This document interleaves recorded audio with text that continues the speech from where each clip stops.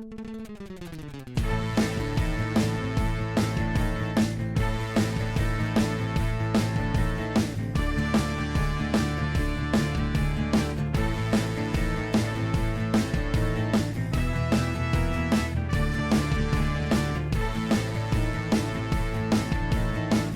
to episode 167 of the Campus Comics Cast, where we answer the tough questions like, what is Professor Xavier's favorite social network? Why it's X, of course. That is until he read Elon Musk's mind and went blind. My name's Scott Reed, and I'm joined on this episode by Mike Atchison and Chad Schubert. And do you guys have any hot takes on anything before we jump into the previews, or rather, should I say, the Next Phase catalog? That was a good joke. That was.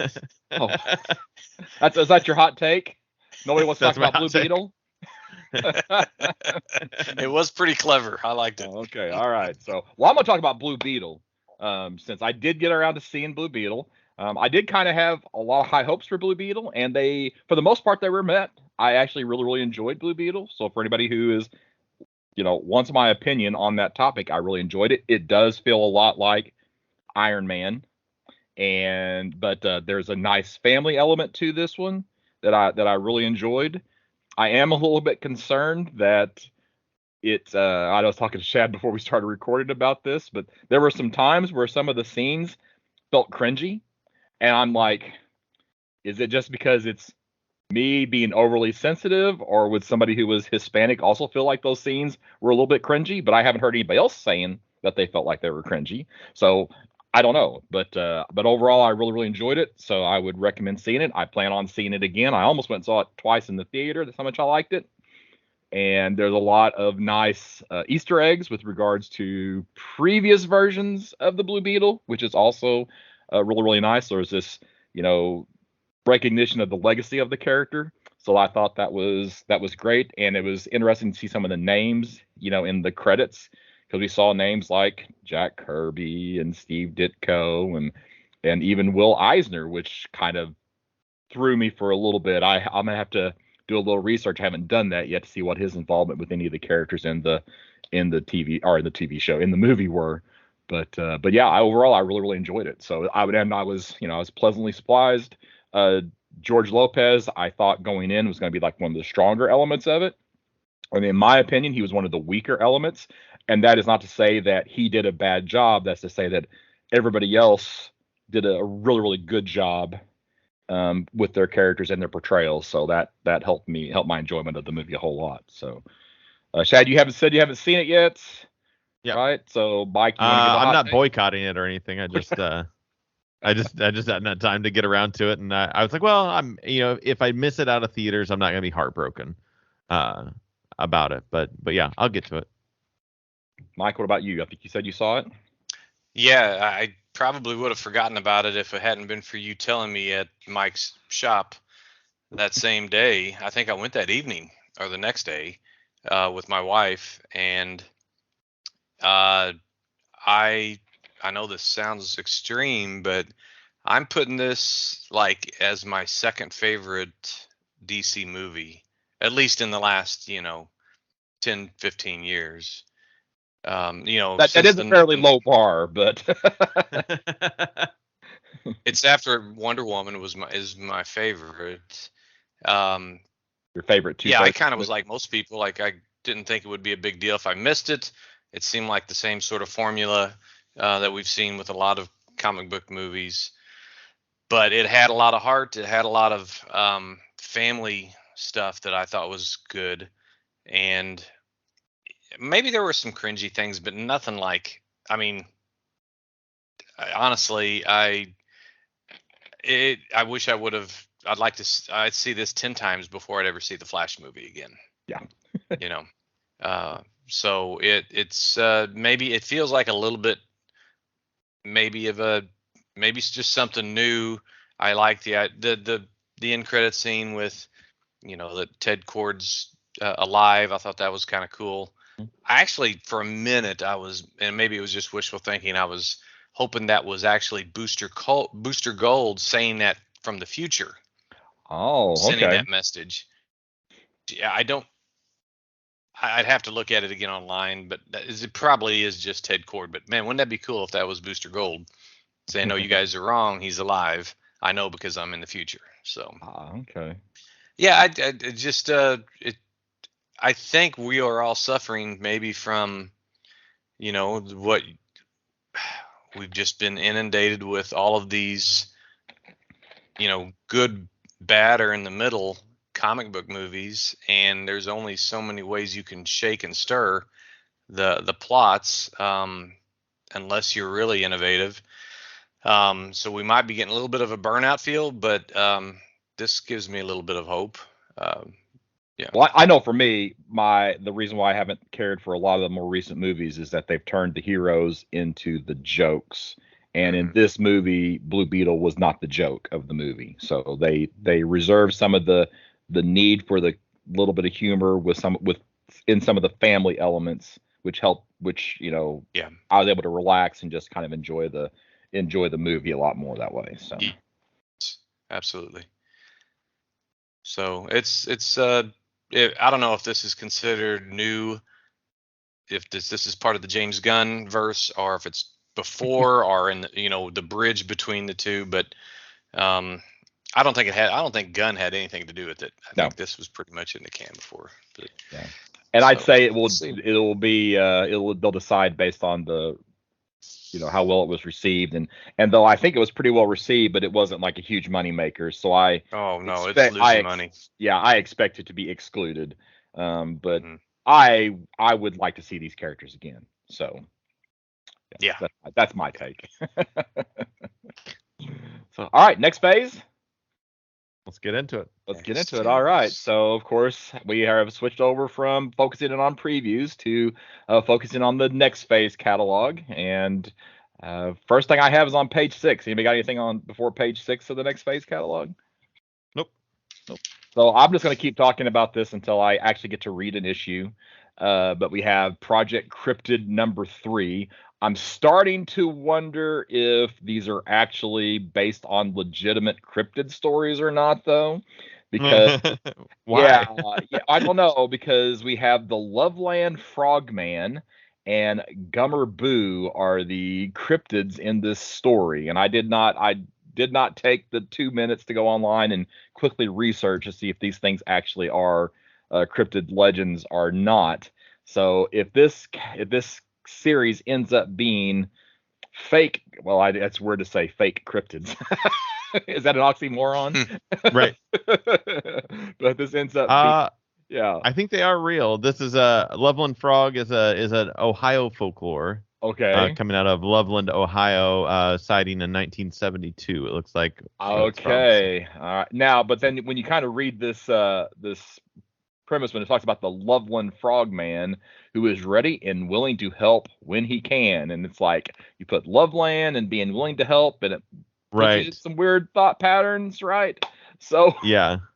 Well, it kind of puts you into are they basing it off of anything, or are they just taking this character and put him into a weird story that they're just yeah. And I know in issue 2 especially, it felt like from the description, it felt like it was kind of a little crazy, but I don't know. We should be getting issue 1 sometime in September, I would assume. Very soon. So it may even already be out, and we just haven't gotten the shipment yet. But it's that's true. Good point. It's because the FOC has already happened, and the FOC was supposed to be like 3 weeks before it actually got into the stores. So anytime now. So anytime.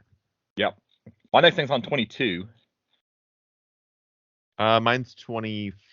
Hey, Mike, you got anything for 22?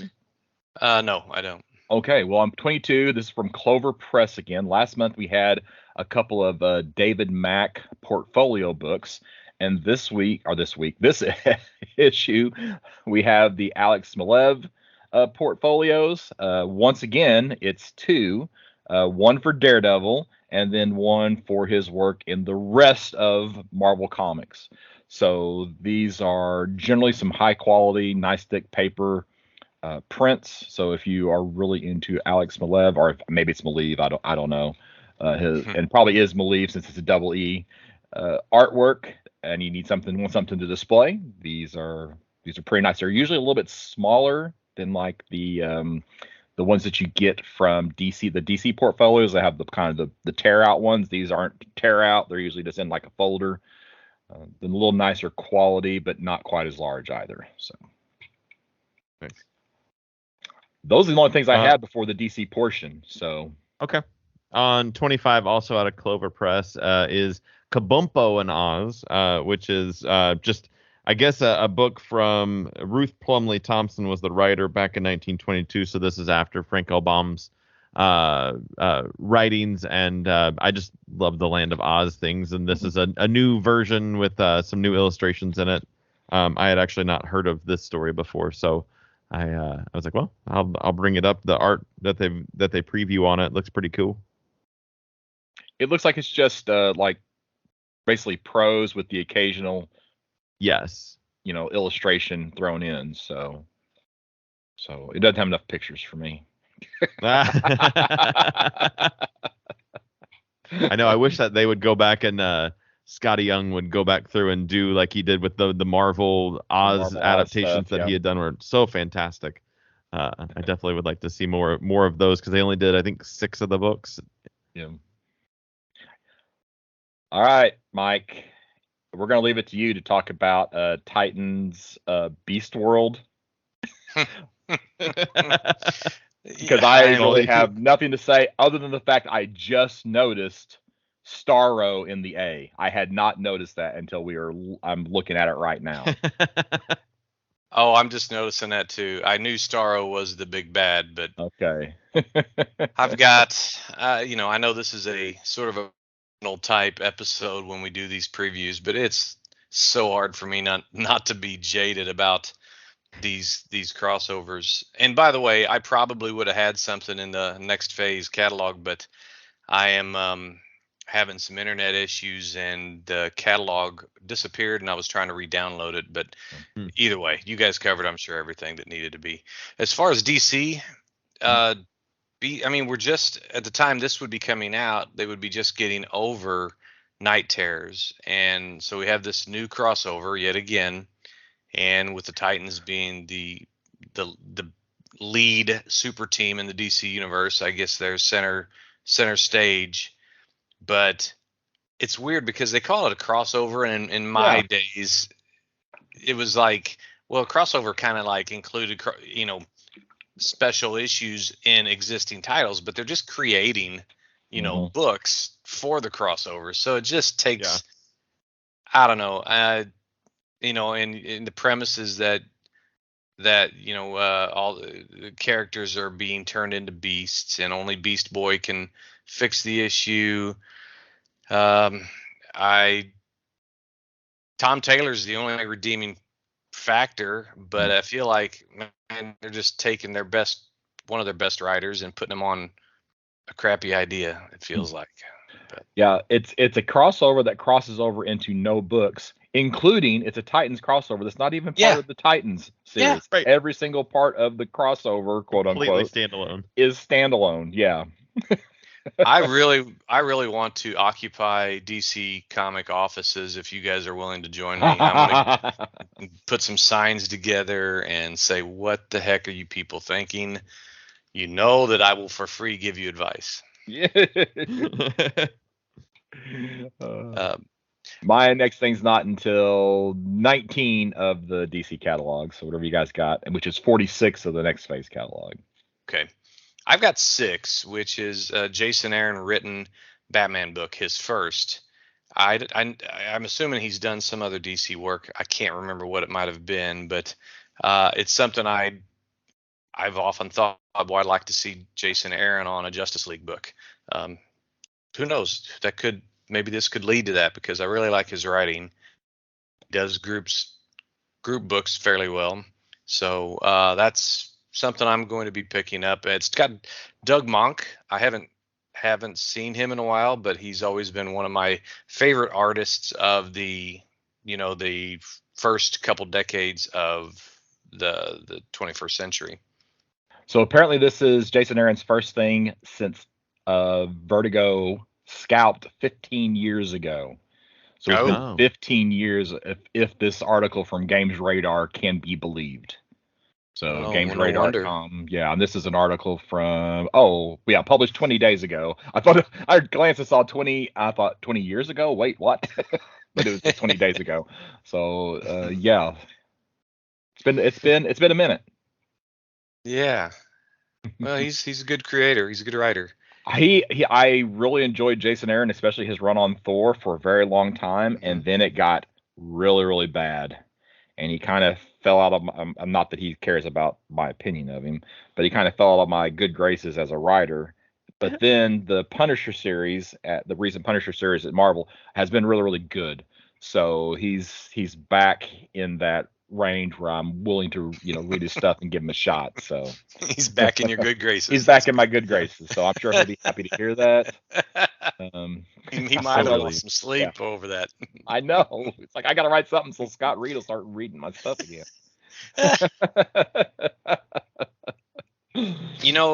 I don't know if we talked about it last episode or the last previews episode, but I was totally against the idea of Justice League versus Godzilla versus Kong.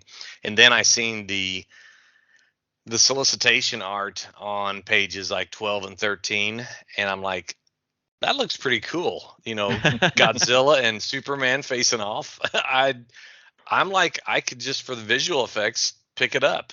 So I'm having a little bit of a change of heart. They should list that as an homage, because there's an issue of, I think, of Action where Superman is in the mouth of like a Tyrannosaurus Rex kind of. He's a larger Superman or I guess same size Superman but smaller T-Rex, right? But he's in he's in the mouth of a T-Rex, kind of holding open the mouth, and so I feel like that should be like an homage cover. I think I know I think that's the Peter Tomasi written Superman issue where Superman and his son Jonathan went to Dinosaur Island. It's one of my favorite stories. I'm almost betting that's the. I'll see if I can see if I can find an image while you guys keep going through DC. All right, I'm up on 14. What about you, Shed?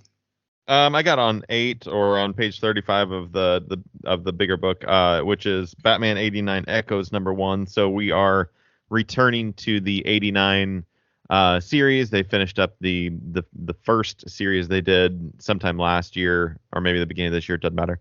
And then now we're going back for more, which I was excited to see, just because I think it's cool that we can live in these different worlds of what we like. We like the Keaton Batman, whatever. And actually, we also are getting more of the Superman 78 series as well. So they're both bringing them back, and I don't really care as much for the Superman side, but definitely the Batman one. So I will probably pick that up. So it was Action Comics 664. I don't know if you can see my screen or not, but it's that's back in the 90s in the Triangle era. This is a Stern Roger Stern story. Oh, that's cool. I need that book. Okay. I have had several copies of that book pass through my collection at various times. I'll keep my eye open for it. Okay. For you. So. And what I was going to say, Shad, is that I wrote down Batman 89 and are the sequels to Batman 89 and Superman 78 as a definite maybe. I didn't buy actually the first run at that, but I don't know, maybe I will. Yeah. I did lie. I have something on page 14 when we get to that. Oh, that's where we're at. Yep. Oh, okay. All right. What do you guys got on 14?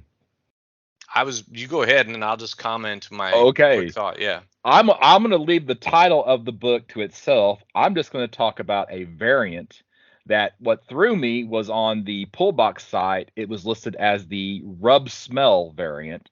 Here it's listed as the rub and smell variant. And I literally on the preview site, since it just said rub smell, I'm like, okay, is this literally a scratch and sniff book, or is this a poor guy whose name is Rub Smell and he's the one that's doing the variant artwork for this?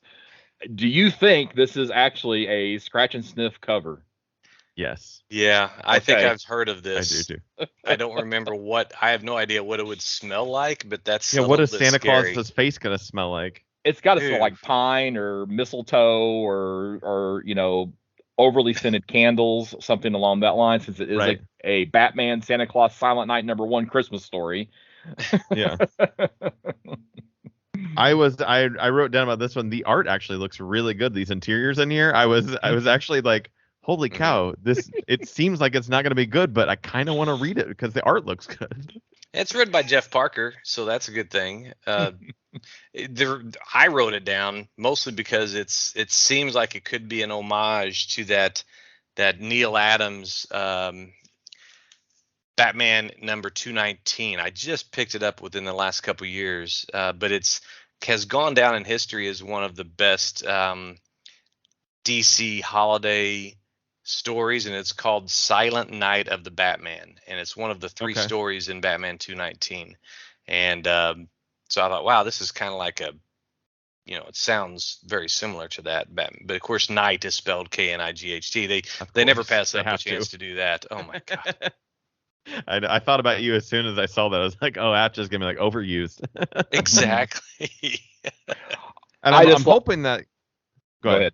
No, you go. Oh, I was hoping that since it's a 4-issue thing, and I know that this isn't actually the November solicit, or this is the November solicit, not December, but we're getting some crossover in there. Is that I'm hoping this is a weekly book that is going to come out the 4 weeks of December and not like December, January, February, and March we find out the end of the Santa Claus story that they're telling. But I guess we'll have to see. Yeah. Well, they are doing detective over bi-weekly, which I don't know if they're going to be doing. Maybe they're going to do Batman in the other weeks, or this book in the other weeks. But I don't have any idea. I was just speculating. So right. Yeah. Yeah, you're right though. You don't want to wait till the start of summer to finish this. This story. Springtime. We're like, what did happen to Santa Claus? I tell you, I am convinced that the stake that is flying through Man-Bat's heart has to be made from reindeer antlers, though. Oh, yes. Not that he's harming the reindeer; they shed naturally. Right? So just want to be clear. Yeah, for PETA that they are. No animals were harmed in the production of this book. Making this comic. Well, speaking of detective comic, and by the way, that's the issue. It's kind of like it's one of like an 8-page story that it's been reprinted a half a dozen times probably though. So, I'm on page 16, unless one of you guys would also be on it. So go ahead.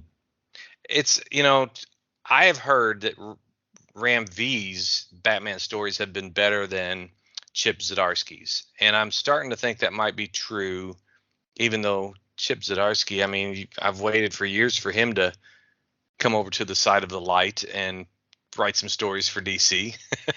But I don't know, I'm not completely enamored with the stories. They're okay, but Ram V has a new. This is where you were talking about the 5-part biweekly event, and it catches me right off at the beginning. It's a variant cover, but this guy Jason Alexander, not of Seinfeld fame, he really has a style that's reminiscent of Sienkiewicz, and this just reminds me in a lot of good ways of back in the 80s when we started seeing these Batman images by Sienkiewicz that was like, oh my gosh, that is so cool, and I would just buy it. I don't care what the story was on the inside. I'd buy anything with Sienkiewicz's name on it. Of course, it took me another 15 years to figure out how to pronounce it, but yeah. So I'm going to start getting Detective Comics with this arc, and then I can go back on the DC app and read some of the other stuff that Ramby's been doing. Yeah, I probably should give him a shot, because the Zdarsky stuff on Batman, it's been okay, but this whole alternate personality, the Zur-En-Arr. Yeah, Zur-En-Arr version of Batman persona, it's already to me wearing a little thin. Yes. So you're absolutely right. I mean, it was okay for like a 3 or 4 or 5 issue arc, but it's like you look in the solicits and they're still talking about it. Exactly. So. It's like another personality of Batman is what it is. It's when his brain is a defensive mechanism, he's trained it to switch over to that personality. Yeah, and I've been interested in picking up Ram V stuff since he started it, because he started with that Overture run with like his first one. I was like, that looks really cool, and every month it looks interesting. It looks like he's doing something over there that is kind of off the beaten path. And How long has he been on Detective now? Do you know? Oh, I bet about a year, at probably, least. yeah. Okay. Yeah. I'll tell you what, Shad, take a note. We're gonna do the first story arc of Ram V Detective for one of our upcoming All right. episodes. Okay. I Do like that. it. It's okay. It's just been proven. I think that we've been hanging out long enough that we're starting to really think alike, because I was thinking the exact same thing. I was going to say, why don't we make a feature where we check out that first arc? So There you go. Yeah. Wow. Hey, between the three of us, we have one brain. That's right. I'll claim 20%. You guys can split the other 80. So I'll just be Okay, I'll just be the reptile survival brain.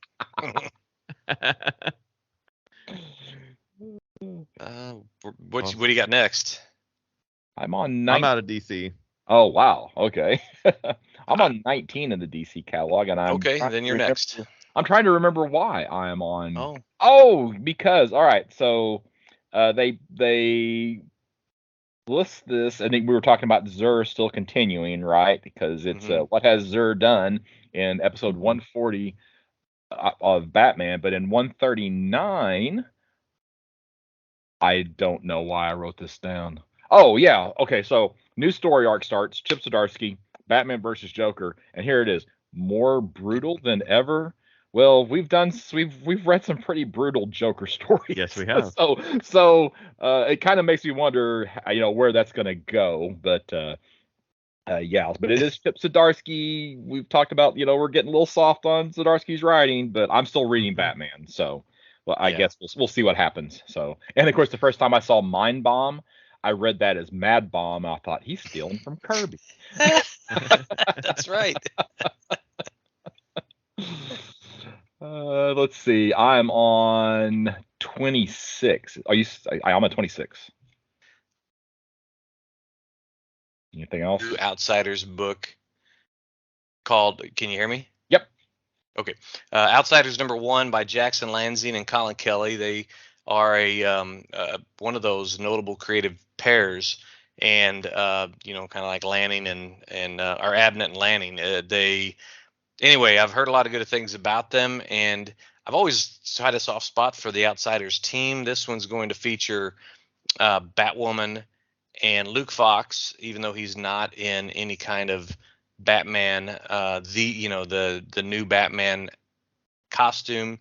And then it looks like I think the other character on the cover is either Katana, not really in costume, or it could be like Lady Shiva. I'm not really sure. So I'm definitely going to pick this up just to see where it goes.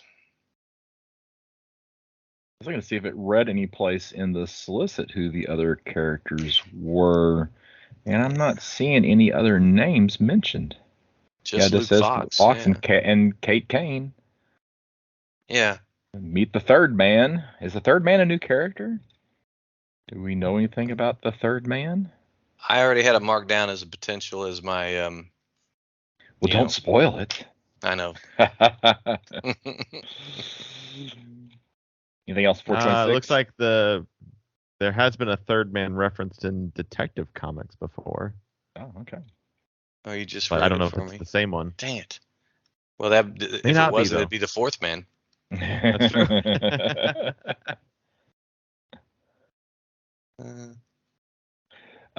Page 26, we got Batman Brave and the Bold. So it's continues. I mentioned this one because it has another story from Kyle Starks, who is writing a Wild Dog story.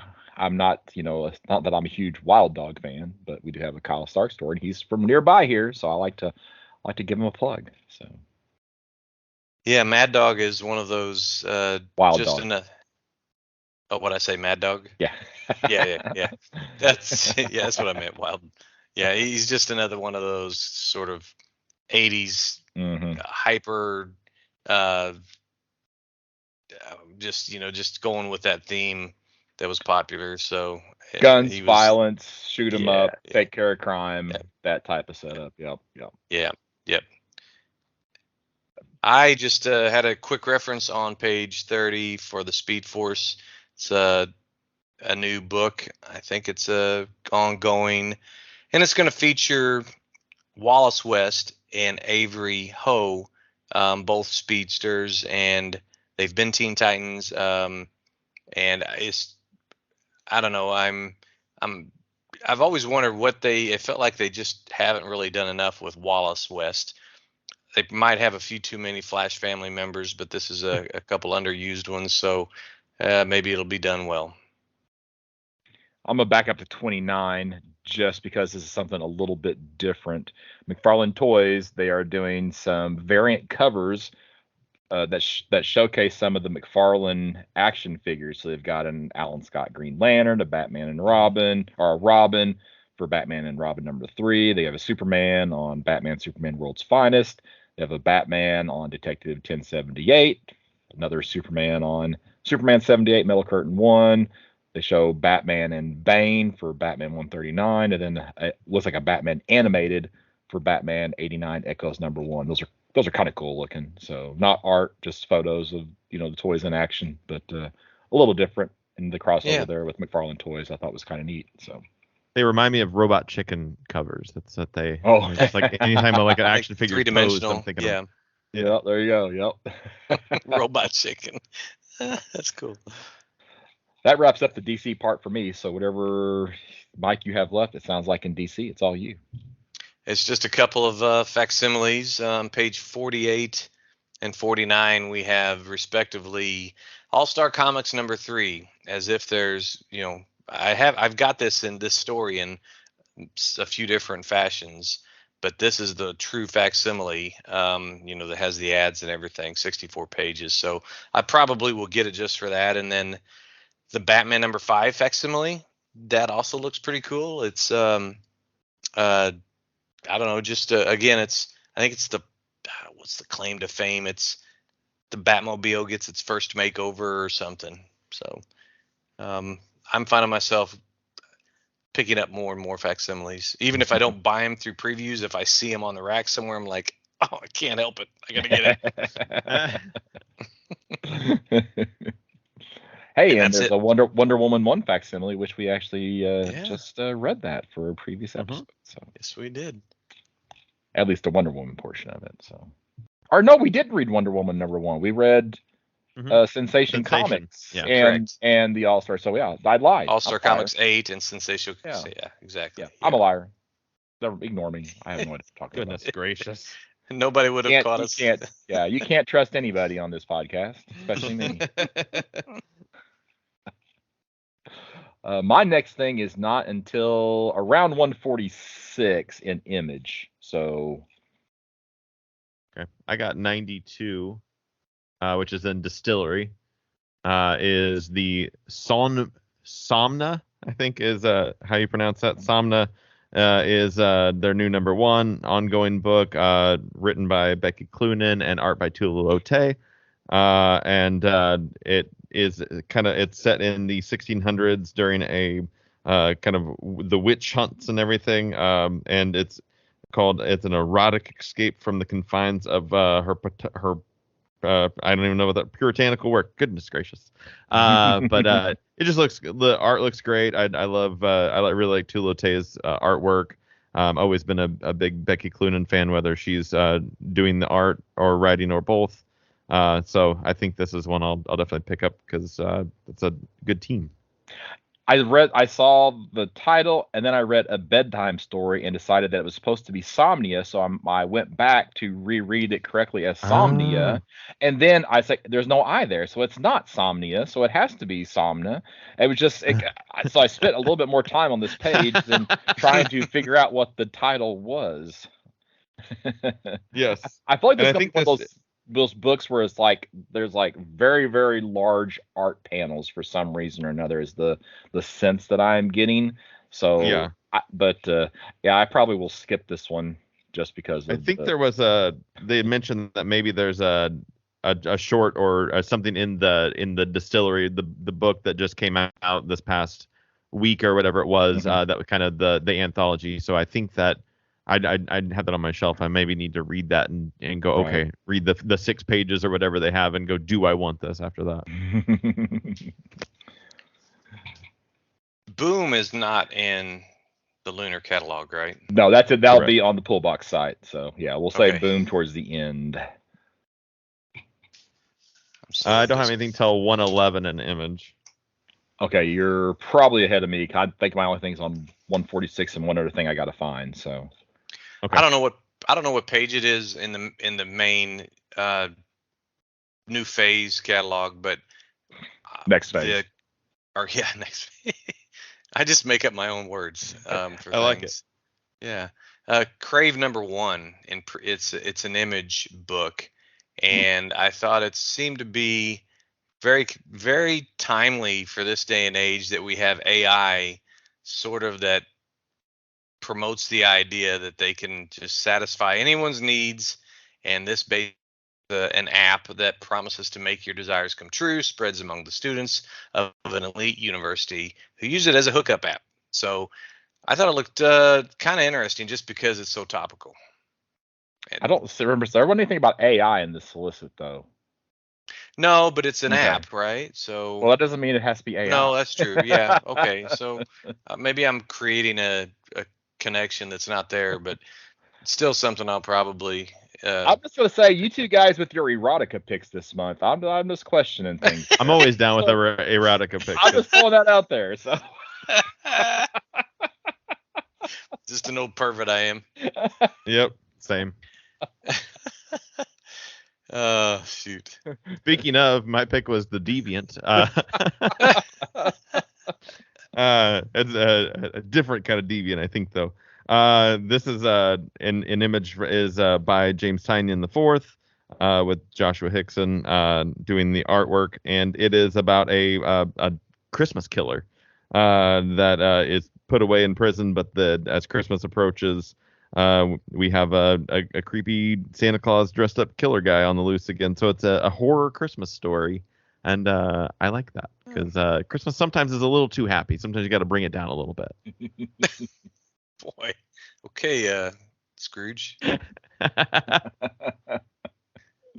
well, I mean, between this one, between the DC book, where we got the Santa Claus killing Man Bat. Silent Night. Yeah. Yeah, there you go. Thank you. I couldn't remember the title. I guess it's just it's a bad Santa Christmas all over again. So yeah, I think everybody just is into like horror more, and it's like, well, maybe we can just like spill horror over into the other holidays a little bit more. I had to skip past Holy Roller. I could not even. Yeah, I had a hard time to say about that one. I had to skip over Petrol Head. Anybody want to talk about Petrol Head? That's one I look at. It's like, man, there's got to be something I can really say about this one, but it just feels so just all rehashed stuff that's been done before. Yep. Okay. Good. Sometimes I just think, man, am I just missing something on some of these? I know. I get a little overly critical sometimes, but yeah. It's like whenever there's somebody that you don't like and you hear somebody else talking bad about them, and you're like, okay, thank goodness it's not just me. Yeah, it's kind of like a vindication. There you go. Am I alone in feeling this way? One, you go like, you want me to pay $4 to try out that? Like, Yeah. I don't know if I don't know if I do. I don't know if I want to. Yeah, we talked about horror stuff too, and like, here's another one that's like, I just don't feel like this is going to be anything new or not, but it's like Blood Commandment, number 1 issue series. There's nothing in here that makes me feel like there's anything different or, special about this that makes me want to really, really, try it. I don't know. Maybe it'll get some good reviews later on and I can pick it up later, but just out of the gate, I just can't get excited about it. So, yeah. I guess I'm on 139. I'm not until 287. Yeah, Okay. Let me comment on that page 35, the Blood Commandment, because I was losing connection. So I didn't hear everything you said, but I agree in that it doesn't really jump out at me as something new and innovative, but I love the art. That art looks really good. So that's why I did have it marked down. Yeah, the art does look solid. So 139, which is 42 in the Image catalog, we have G.I. Joe: A Real American Hero 301. I missed this my first run through the catalog because I guess I just saw 301 and just kept scrolling. But this is actually the first issue of G.I. Joe with Image, and they are maintaining the number. So the issue 300 ended at IDW. That's cool. So they're gonna, and this has actually happened continuously from G.I. Joe 1 starting at Marvel. That numbering has continued the whole time that Larry Hama has been the writer on this story, and it's still Larry Hama's G.I. Joe. Yeah, Man, he has to be right. I don't know who else has been writing as long as him. What is the? There's a couple series that are long running. I can't remember which ones they are, but this Hama's been writing this. I'm just amazed at it that he hasn't gotten burned out. Right. Yeah, I think probably like Savage Dragon comes to mind. That's Eric Larson. Like Eric Larson has written that entire time, and there's just a few books that have made it to that 300 mark with the same exact like. Yeah, and it's even a shorter run for the same writer artist team. It's like 100 and something issues, which was what Brian Michael Bendis and Mark Bagley on Ultimate Spider-Man. So, but yeah.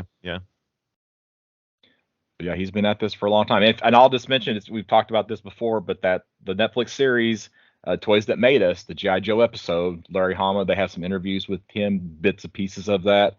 Yeah. And that he talks about the origin of the characters and their tie-in with the toys. I've never been a huge G.I. Joe person myself, but it is still really interesting. And plus the interviews with some of the creators at Marvel make it worth watching. So yeah, I see they have the reprint of the first issue, which is the next thing on my list, and the thing that's different the reason I'm going to mention, because I not too terribly long ago tried to start reading G.I. Joe from the beginning, and it is not for me.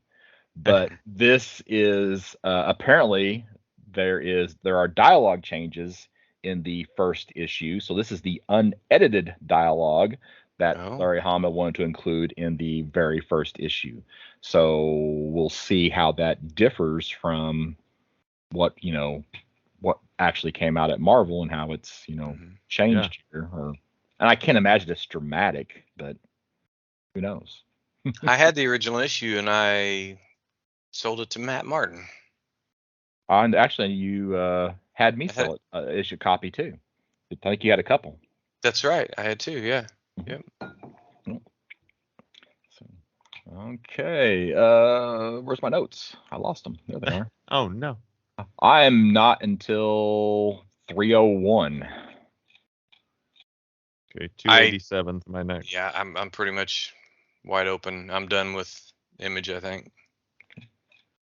On 287 then is from Scout is I don't remember this original book being printed, but I'm sure that they were doing it at some point. But is the Island of Misfit Toys the trade paperback comic tag, so you can get the digital version of it for $6.99. So that means at some point they did a print, but had never seen this before. And if you are big into the Island of Misfit Toys or Rudolph the Red-Nosed Reindeer and all that, those stories, this is a story that shoots off of this. And I was like, well, for $7, I think I'd like to read this. That's the brighter side of Christmas on my end. Yeah. And it won't take up very much space. No, not at all. Yeah. Yeah. I'm still scrolling to get to 287 because there's such a huge gap in there of stuff that we're just scrolling past, Yeah. And of course the Next Phase catalog is not quite as dense as the Diamond catalog. So you're scrolling, you're only seeing, two, usually like a couple of things per page. So, and I even scrolled past what I was wanting to talk about. So yeah, I like that the pages are almost all, a full page solicitation with sample art and things. I guess since they're digital, they don't have to worry about the print costs, So exactly right. All right, so 301, we have Vectors #1. I felt like I needed to talk about at least one #1 this month. So this is the one that I have chosen to talk a little bit about. So we have a NASA capsule that crashes back to the Earth 50 years after it was thought to be lost in space. Now, they don't mention if this is an ongoing. It's probably one of those. It's an ongoing until they say it was always intended to be a limited series type of stories. Yeah. This is from Scout also.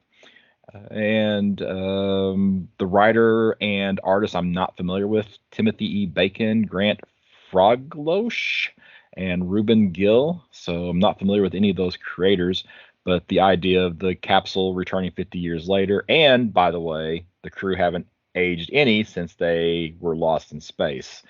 So could be interesting. Definitely some sci-fi elements inside of that story. Then I'm on 311. Yeah. You think 311? Nope. Shad, you're not going to talk about. Okay, Shad, you're not going to talk about 306. I thought this might be your music tie-in for the month. What is it? 306? Ain't It Fun from Stone Church Press? Oh yeah, I saw that, but nothing really grabbed me on it. Okay. I had to it took me a while to read through that list of bands to even recognize Devo I've heard of. Right. Yeah. I was like, okay, I know Devo. Well, since I brought it up, I'll have to talk about it then. Ain't It Fun? Trade paperback. So this is about a character in the. I don't know if character is the right personality. I think would probably be a better choice in the rock punk scene in Cleveland, Ohio, named Peter Loeffner, and apparently his life was, in addition to be filled with punk rock, there was actually some crime and stuff associated, and he apparently died an early death. So if you want a little, I assume, some history in your comics, this might be something, and especially if you like punk rock. All right, 311. This is from Uncivilized Books. I don't know. This is just caught my eye for some reason. Holy Fools and Funny Gods. And it's a philosopher and cartoonist, Izar Lunacek, is what I'm going to say. Basically, it's the idea that you have all these myths where you have the creator god and the trickster god are side by side, and the trickster god is the one that's responsible for destroying things, so the creator god can recreate things. I just caught my eye. I kind of like the idea of this. I'm looking at it now. Yeah, the hidden link between religion and humor. So you see, that's the it's a knockoff of Michelangelo's creation. Yep. Yeah. So yeah, I don't know. I may check into it. We'll just see what happens. Yeah. What's it's 384 pages, Scott. Oh well, it's cartoon. But it's like cartoons. Oh yeah, true. So yeah. So, okay. But who knows? I don't. You buy it, then I'll buy it from you when you're done for half price. Or better yet, you buy it, and I'll buy it from you for 10% of the price. Boy, I tried. Dang it. That's why I'm not in business. I can never stay committed to. And I am actually done with Next Phase. So me too. Oh, okay. So I guess now it's just that's it, because that's the end of the Next Phase catalog, right? Yeah, there's not much after that. Yeah. So what do we have over on Pullbox? Anything anybody wants to throw out from Pullbox? I didn't have anything in Boom this time. Anybody else? I actually have more in Pullbox. Oh, sorry, Scott. Sorry, Shed. No, you're good. Go. I don't even know in what order it is because it's strictly through the website, and but Boom, I have let's see, yeah, I'm going by the order of my tabs that are open. So I see under Boom Studios we have a Tom King book called Animal Pound. It's a basically a take on George Orwell's Animal Farm, which I've always kind of been a George Orwell fan. And so yeah, it's King on writing and Peter Gross is the artist. So I'd like to check that out. Yeah, that one caught my attention too. I was like, I just in my notes I put Tom King's Animal Farm. It was just instead of George Orwell's, it was just they could just call it that, and I think it would probably get even more traction instead of calling it Animal Pound. But we'll go for it. Yep. Again, I'm just kind of going by the tabs. I mean, maybe we should just do round robin if you want. Unless you don't. Okay, I'll just throw out something then, because there's a couple other number ones from Boom.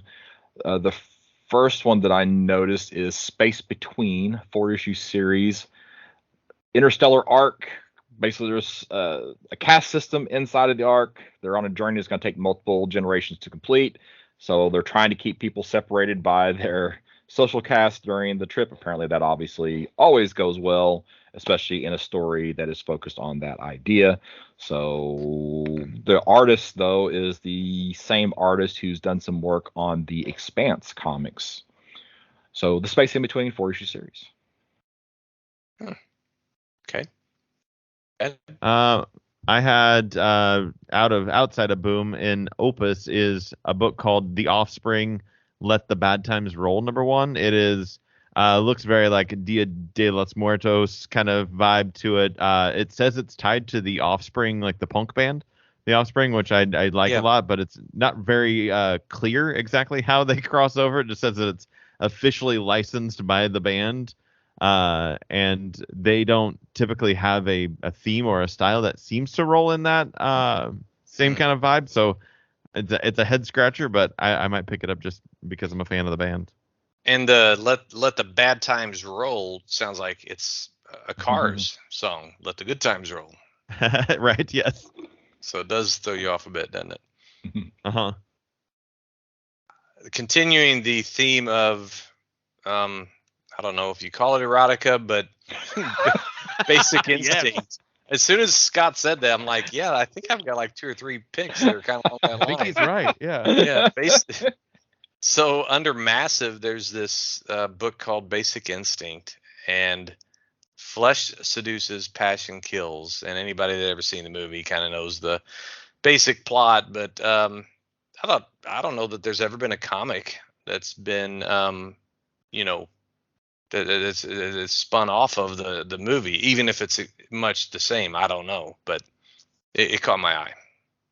It says it's the first adaptation of that, and what's weird is that Massive has this, I don't know what kind of licensing you'd call it, but last month we didn't talk about it, but they started the American, or maybe we did talk about the American Psycho book that they're doing there. So it's almost like they're taking like 90s movies and figuring out either an adaptation or sequelizing them, which is interesting, and I'm curious to see what other properties they pick up with that.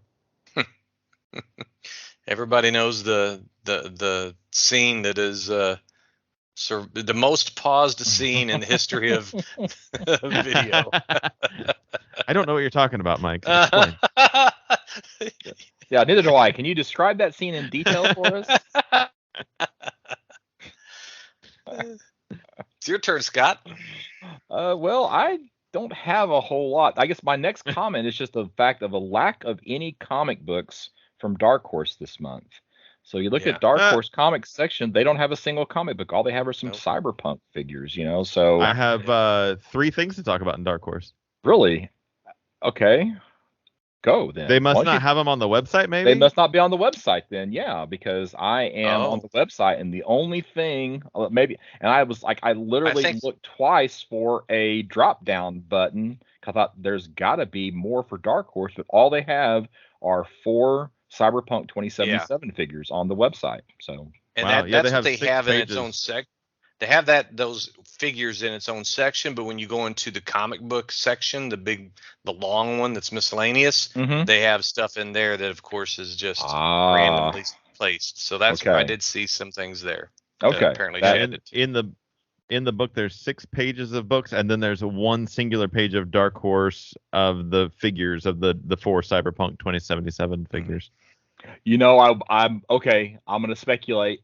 No knowledge here, but because Lunar maybe is just focusing in on the comic stuff. Maybe Diamond is still doing the statues and such. So maybe the Dark Horse statues and figures are going through Diamond, and the comics are Lunar, and that's why they have those 2 broken up. Maybe. I'm guessing Dark Horse is going to Lunar as well. Are they just like not at the front of the catalog for financial reasons? I don't know. Like they're waiting until I'm sure they're just pulling back the reins until they figure out what's going to happen with their parent company. Okay. Well, and that gaming outfit. Oh yeah. Because like IDW has IDW-PRH behind it now in the catalog, so they're labeled as penguins. They're Penguin penguins, but we'll still list them, I guess. Mm-hmm. Interesting. I Well, don't. in Dark. If it's confusing for us, I can't imagine what it's like for Oh, the stores. Yeah, we're at least somewhat well versed in going through this. If you get a new reader or someone who's trying to order stuff that Yeah. doesn't have the patience to go through and piece all the puzzle together, I'm sure it's got to be they just give up. They just give up.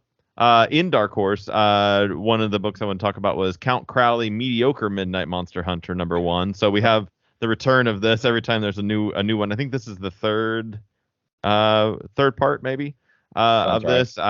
I want to just bring it up because I liked the first volume of it. We talked about it a little bit when it came up. Dave DeSmulchin's writing, who a lot of people know from his acting career, and so I will pick this up eventually because I will finish reading this series. I might wait until it's done to get back to it, but I do enjoy it. Is this the Crowley? I mean, didn't they have some Mr. Crowley books? Is that a different kind of? I think it was different, right? Different, yeah, Okay. completely different, yeah. Okay. This was she was wasn't she like a legit news reporter, and she lost her job, and then she went back to like her hometown, and she takes a job like doing the horror or the for scary like a movie PBS intro type segment. Yeah. Yes, yeah. Yeah, absolutely. Yeah, I remember I read the first one. I did not read the second one. Yeah, I didn't either. Tuskers is a book in CEX. I don't think I've even seen this publisher before, but we've talked about a couple of things from them in the past. Have we? Yep. Okay. Well, this one caught my eye because it had a big elephant on the cover. I thought, well, that's not something you see every day. And it's a story about a 3-issue story that is about poaching of African elephants, and some conservationists are trying to interrupt that. And I'm very much, I'm more of a slacktivist when it comes to that than an activist, but I support spiritually the environmental causes like that, and preservation of habitats for, and certainly killing wild animals just illegally. So I thought that would be right up my alley. It's $7.99 for one issue, so I don't know how many pages it is, but still I'd probably get it.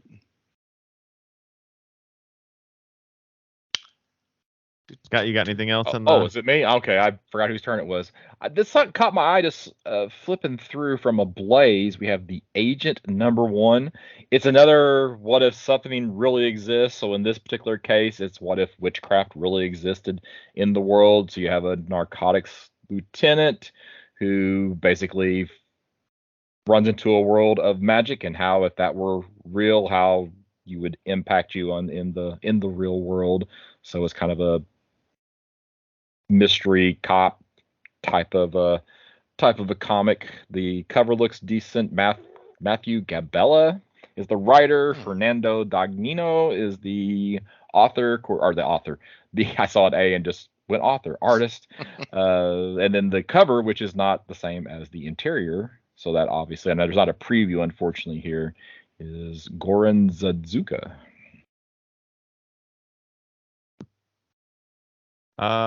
My next one is. Go ahead. Oh, Goran Zadzuka. That he. Yeah, I know that artist, Scott and Shad. I can't remember. I just know that he's Hungarian, and he was on a fairly well-regarded book in the last couple of years that we talked about. But anyway, I'll think about that. Sorry about that. All right. Also in Dark Horse is Quick Stops 2 #1, which is Kevin Smith returning to the Quick Stops miniseries he did earlier this year. And go ahead, finish. And this is the origin of Mubi the Golden Capsule. If you're familiar with his fictional restaurant that shows up in many of his movies, Mubi is the kind of Ronald McDonald of it all. And this is the origin story of it, which I think is seems to be like it's going to be kind of a twisted odd kind of origin story of the movie. Why the Last Man? Goran Suzuka. That's it. Yeah. Okay. Sorry, It's Shad. a shame he's not doing the interiors. What was the name of that book, Shad? You just plugged. That was Quick Stops 2, number 1. Quick Stop 2. Okay. But yeah, but I saw the name of what he did. It's like, oh, that just I oohed and didn't mean to. So he was the artist on the video game. On Why the Last Man. Oh, on Why the Man. Oh, okay. And he's done something recently that made us. Yeah, he's done something recently also that made us talk about him having, done some work on Why the Last Man. So I don't remember what it was, but it's out there. Well, I'll try. Let's see what the most recent thing. While you're looking, I want to. Yeah, go ahead.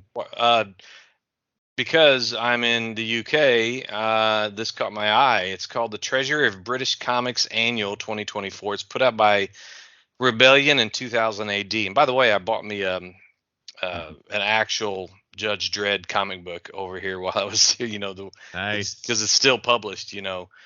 But this is, I guess it's just an annual. It's It's like $28.99, and it's basically a stocking filler for British children. They pull up. It's just a lot of reprints from everything, things that mostly we wouldn't even recognize, but some of the British talent would include Brian Boland,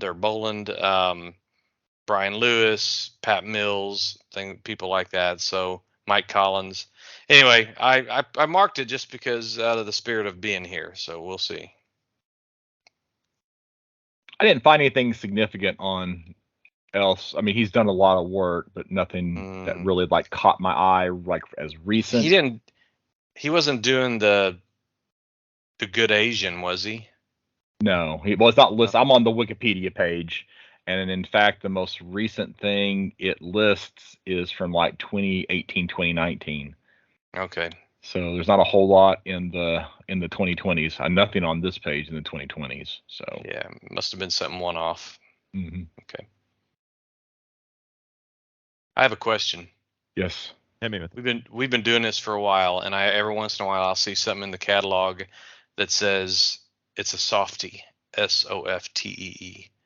What the heck is a softie? Is it a soft cover? I assume so. I assume that's what it means. I've never bought one because I'm worried that I'm going to get it and it's going to be like one of those kids' books. It's going to be plush or squishy. Plush. Yeah, or squishy. Yeah, like.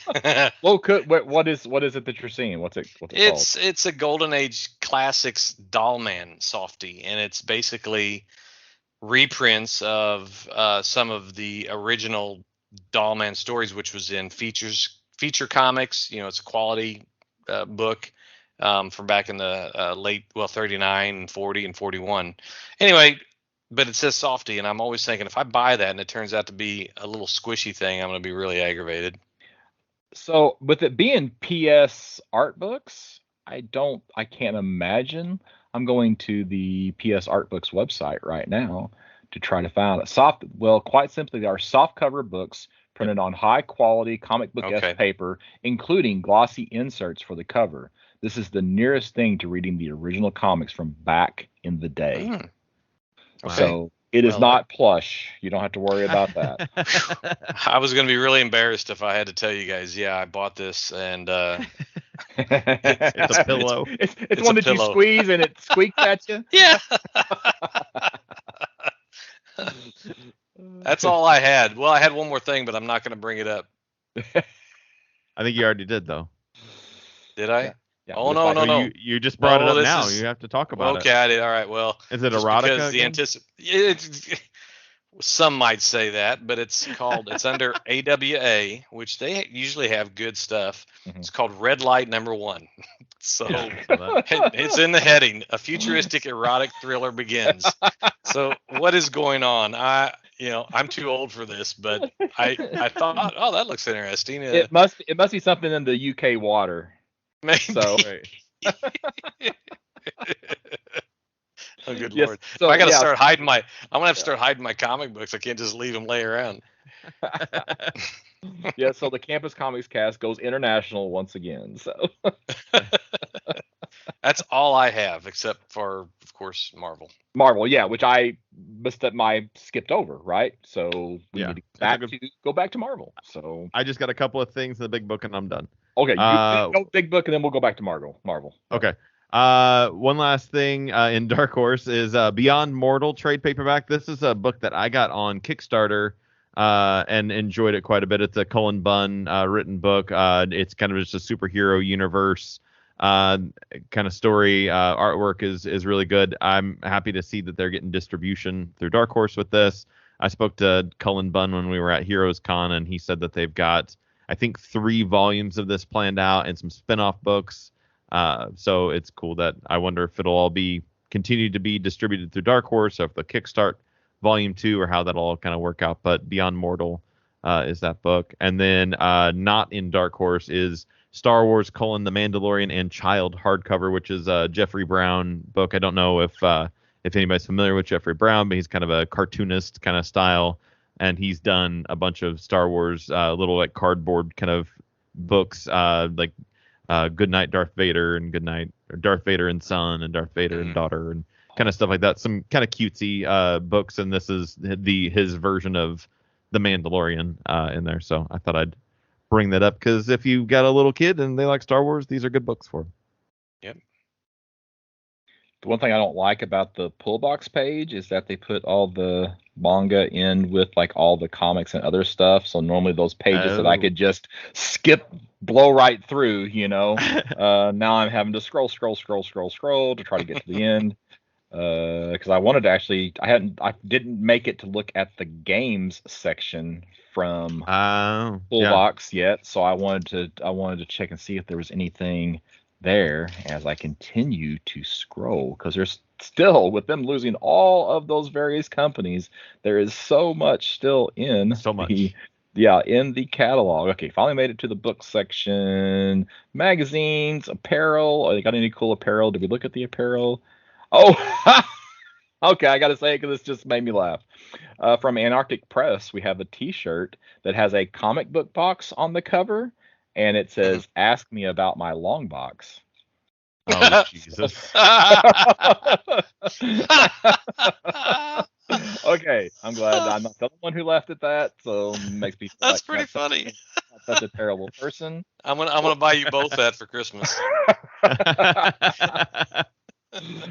It's like that meme you keep seeing on Facebook all the time, where it's like the one girl whispering to the other girl, and it's like, he brings home 6 figures a year, and then they show the picture of 6 action figures. Yeah. So it ranks right up there with that one. Yeah, right.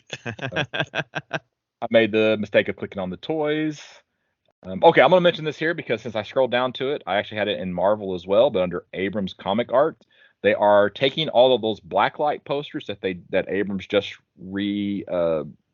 reprinted, and they're putting those into a note card size set.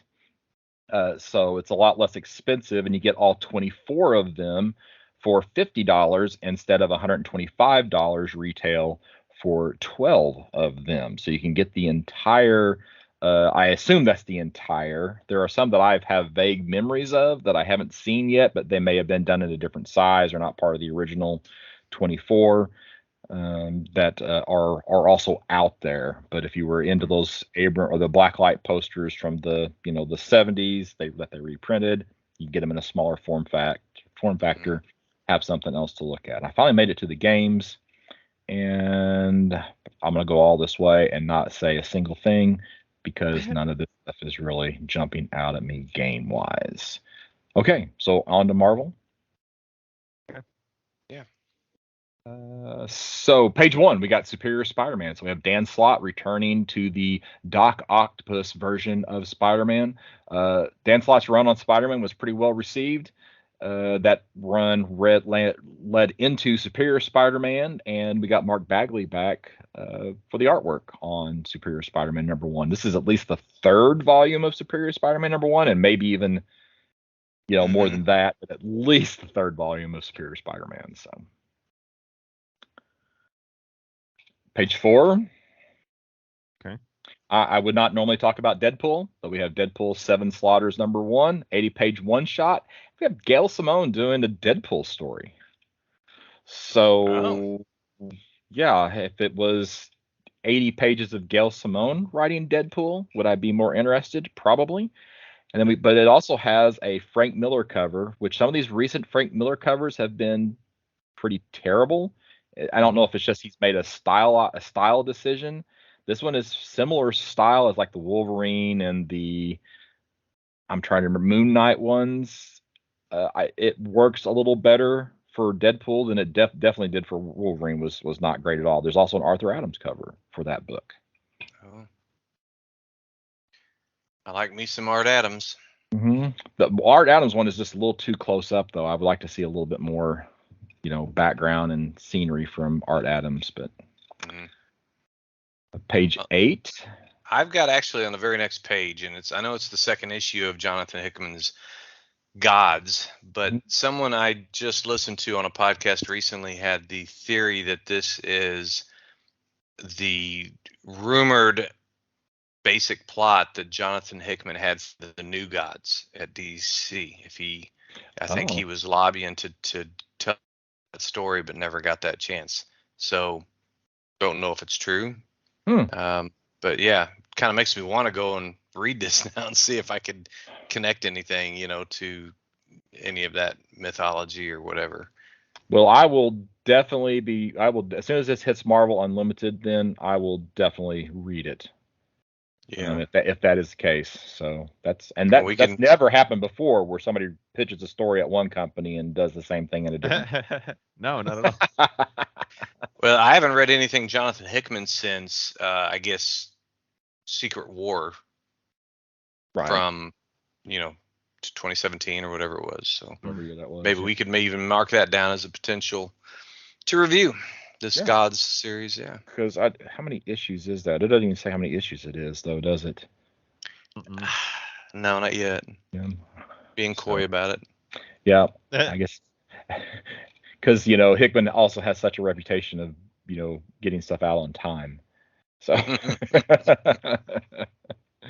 page 8, we have Marvel Superhero Secret Wars Battle World number 104. So I guess it's been 40 years, hard to believe, since Marvel Superhero Secret Wars first time around.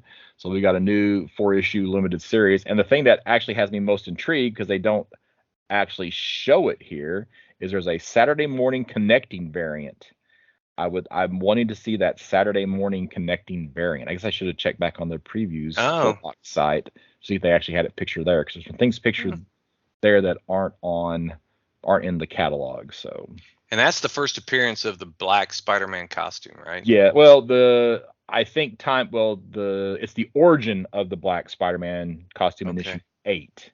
Because it showed up first in Amazing Spider-Man 252. I think there's another comic book that came out the same week as Amazing Spider-Man 252, which was probably, was it the Spectacular one? I can't remember which title it was, but there was one that was Marvel Team Up. Marvel Team Up came out basically the same week, but ASM 252 is considered the first appearance, and issue 8's the origin. I noticed Tom DeFalco was the... Oh, go ahead. I was just going to say Tom DeFalco is the writer, and I wasn't even sure if he was still active. Oh. They do have something a else. Saturday morning. Oh, sorry. So we just both want to cut you off repeatedly right in a row. It's okay. I looked up the Saturday morning cartoon variant, and it's very cartoony, and not in like the 90s cartoon style. It's very smiley, happy, like whatever they're doing nowadays, maybe in cartoons. Okay. Well, that's a shame. So I was expecting to see like the X-Men animated and Spider-Man and his amazing friends and something like that. So okay, now I'm disappointed. Be disappointed in this one. Okay, all right. I probably won't be picking that up then. And this homage cover, like they have like an homage, like the first issue of the Secret Wars series, the Zek cover. And man, there's just something off on this cover. Like Captain America's mouth is wrong, and all of a sudden Cyclops' eye beams have like jagged edges, and that's never been the before. Hulk's shoulders are really, really weird, and Human Torch just looks like he's Spider-Man's webbing that's fire. He does. it's just there's just something wrong with a lot of those images. So yeah, I'm not super impressed with that. Ryan, usually Ryan Stegman's a better artist than that. So This is. Oh yeah, you're right. Yeah. yeah. Is that Stegman's art though? That's what it says. It says homage variant Okay. cover by Ryan Stegman. Of course, it Oh doesn't yeah, look I like see now. Yeah. it doesn't look like his signature though. Is what's No, it doesn't. it doesn't. Yeah. So maybe it's somebody else because I don't. That's not what I see. What I think remember when I think of Stegman. So anyway, my next thing's on 16. I had 14 down just because I've never read a Thanos book, and I thought, well, it's a 4-issue series by Cantwell. Ooh. I don't even know what the premise is, except it says the Mad Titan descends upon Earth to retrieve something he has lost. I don't know what that might be, and he's heading off against the Illuminati. So that's a definite maybe for me to pick up. It's a little black book that has Death's phone number in it. I guess Howard the Duck turns 50. So on page 16, we got Howard the Duck. That's a one-shot 50th anniversary, and multiple creators, and a cosmic all-seeing friend. Friend. I couldn't decide if it was friend or fiend there for just a second. Called the Peeper, which really sounds right up the alley of some of the Howard the Duck style characters. And Zdarsky's got some writing on it. So. Mm-hmm.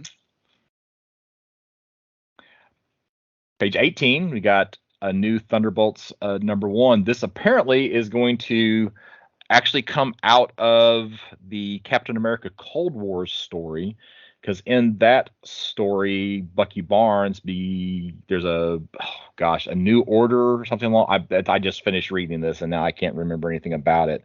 But there's this group that was secretly kind of like partly behind the creation of Captain America, called the New Order or something like that, and Bucky Barnes becomes part of the New Order, specifically the Revolution, which is that whole a revolution is coming here on that page advertising Thunderbolts. But since there is a Thunderbolts movie that will be coming out fairly soon, I don't know what the exact date is, and some of these characters like Red Guardian and the Captain are going to be in that movie. This is a chance to give them a little bit of comic screen time before their movie screen time happens. And that's part of the reason I want to get it. I had it marked down as well, just to try to familiarize myself with the whole premise. I know there's been several iterations of Thunderbolts, but they're not that. I mean, they came around in the 90s, so it's not like it's a they kind of started old concept. Yeah, they kind of started like as a Marvel version. I keep wanting to say they're a Marvel version of the Suicide Squad. That's not quite accurate, but they initially started as villains pretending to be heroes. And then it's just kind of morphed, into other things, and sometimes it's just a team called Thunderbolts. So yeah. Page 20. We have a new Punisher #1. I did not know that the Jason Aaron run of Punisher was ending. I know it's been a little bit since it's been a little slow with some of the issues coming out, but we have a new Punisher #1, different creative team, which is David Pepose as the writer. Dave Wachter on art. And then they don't even show but then the main cover they show on the next page, which this is kind of weirding me out because we have a new Punisher emblem, right? Because of all the controversy surrounding that Punisher emblem. So I guess they've been trying to figure out what they're going to do. This is not the same emblem that he used in the Jason Aaron, because they kind of had I'm gonna call it a ninja theme to the skull here, which is just a modification of the original symbol, but he's blonde-headed, and he's never been blonde-headed before. So that makes me think that this is not Frank Castle. But okay, I guess I should have read the first sentence where it says Frank Castle has disappeared. So I should, just not look at the pictures and read some of the solicit, right? So it is, who is the new Punisher? Gosh, that makes things a whole heck of a lot clearer, doesn't it? That makes a lot more sense. Yes. Okay. I hope that Frank's not gone very long. Is all I'm going to say. So. I think this might be Adrian Chase that just traversed the universal That's right. borders. Yeah. Spoiler: after he blew himself into Marvel, so is what happened. So. Page 23, and gang war is like a theme that has run across Spider-Man for a long, long time. So we have another gang war storyline. It's going across a lot of the Spider titles.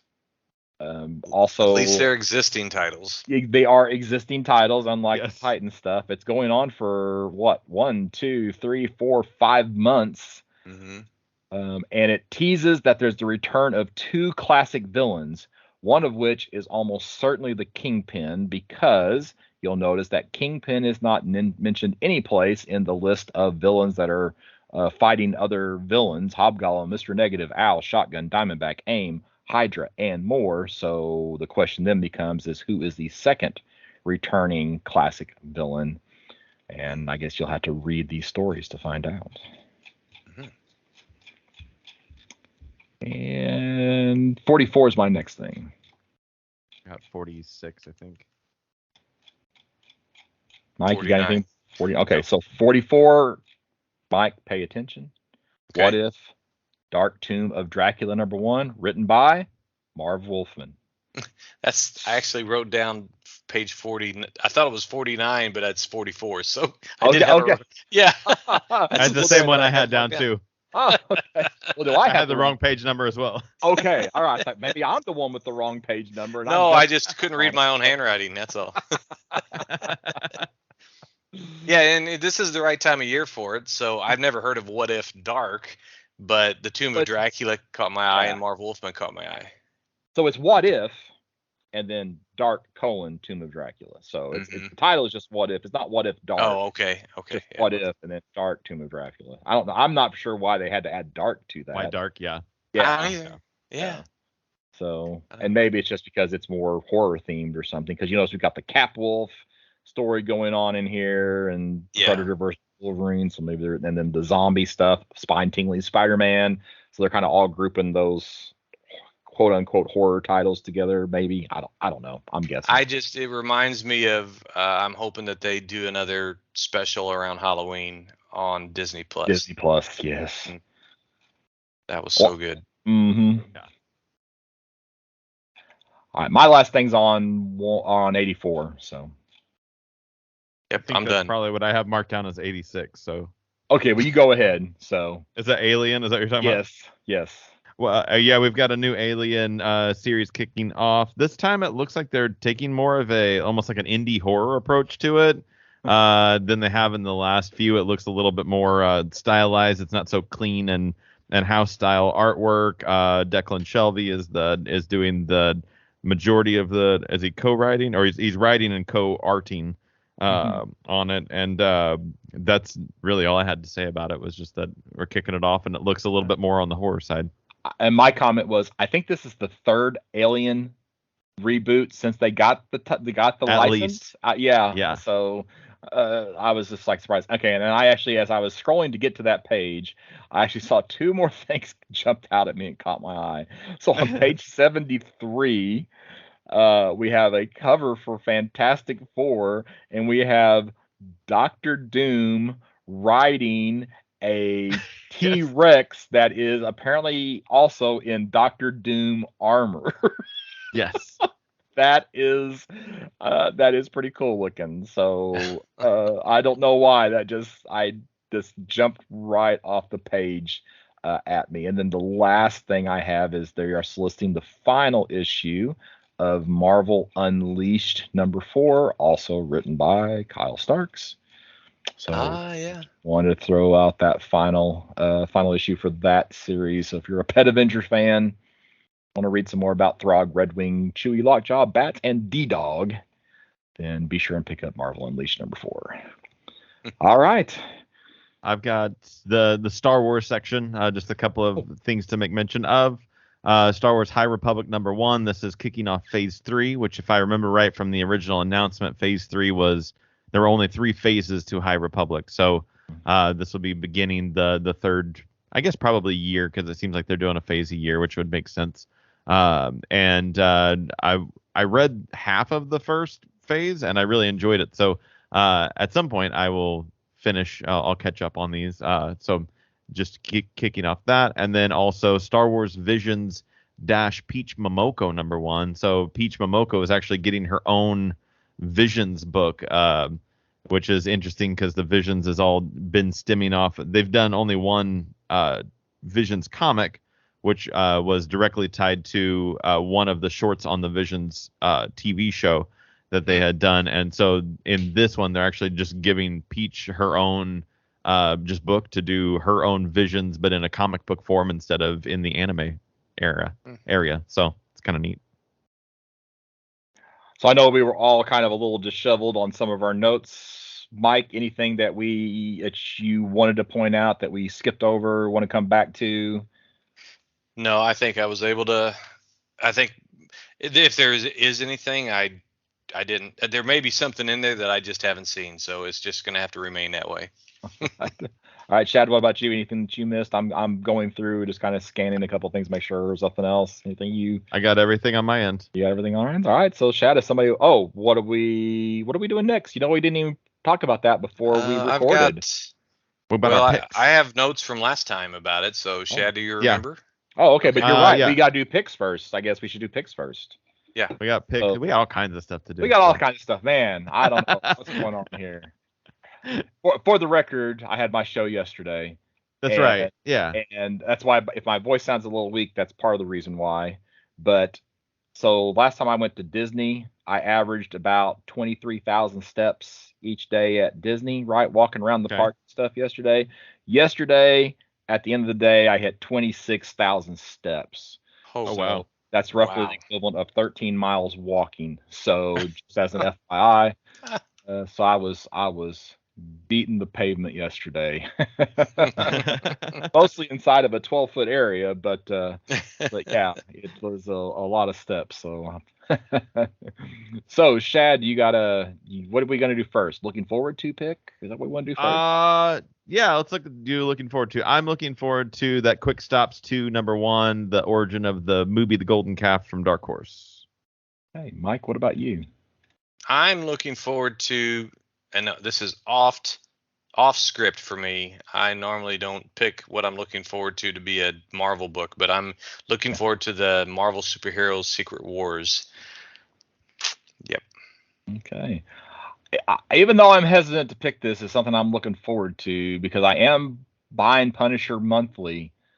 I'm going to be interested to see this take on the Punisher moving forward, especially with the whole idea. And now I'm wondering, okay, what's going to happen in the wrap up the Jason Aaron run that is going to trigger the events in this new Punisher series. So it's got me, I'm ready to read that. I'm ready to see what's going on here. So I got a couple of things Punisher the next month, to the end of the one story and the start of the new story. So that has me intrigued. So Shad, you got an investment pick, something maybe people should think about picking up extra copies of? The only thing that I kind of had flagged was, still with that distillery being early in its thing, that Somna #1 by Becky Cloonan and Tulote was really the only thing that kind of stood out to me. I think it's always a solid pick anytime you have especially from a good creative team. That's always a good pick because eventually a lot of these stories are going to get mined, especially a lot of the non-superhero stuff moving forward. Mm-hmm. Mike, what about you? I wrote down Outsiders 1 just because on the off chance that the third man, right? Right, third man. Oh, or also the third character on the cover that we don't know 100% sure who it is. Yeah, right. So that's what I have down. I could be very wrong. I'm going to go with Vector's #1 from Scout, especially if that's set in a current environment where you would have a capsule from maybe from the early NASA program returning, or if it's, I guess I'll have to see the actual comic whenever it comes to print, or if it's something that it's told 50 years in the future. It launches today and it's 50 years in the future that, it's trying to tell a futuristic story as opposed to a story where, you have this one weird occurrence in the current world, and then something comes, something happens. So, but that always could, as is the same case, for that first issue, the Somna. You've got that first issue, something non-superhero has a chance to be mined. So I will probably grab a couple extra copies of that just in case. So do we want to talk out loud about what we want to do next episode? I think we have it decided. Okay. Let's see if I can get this right. I remember it being the first 5 of Spider-Man. Yep. Okay. And the story Black with the art by Jamal Igle. Okay. Yep. Good. I'm glad notes. Everybody agrees on that? Yeah. I have no recollection, so it's as right as I remember. So, and I'm perfectly happy to read both of those things. So I'm wonderful. All for it. And that will be 168, right? Because this is 167. Yep. All right, Shad. If somebody wants to reach out to you, where would they do that at? You can find me on Facebook at Shad Schubert. That's SH. How is it spelled? SHAADSCHUBERT. Mike. My email is m.atchison90@gmail.com, and you can also find me on the platform formerly known as Twitter as Mike Atchison5. And what's happening with the roadshow? Well, I've been in the UK for about 10 or 12 days, and I've got a couple interviews in. We should have a new episode being uploaded to the interwebs in the next week or so, depending on the producer's capacity. But we should have a new episode soon. It'll be episode 10. And you can, of course, reach all of us at podcasts@bergcomics.com, but you can reach me, Scott Reed, at bergcomics.com, which has links to social media, web pages, eBay store, and we'll be back soon with another episode.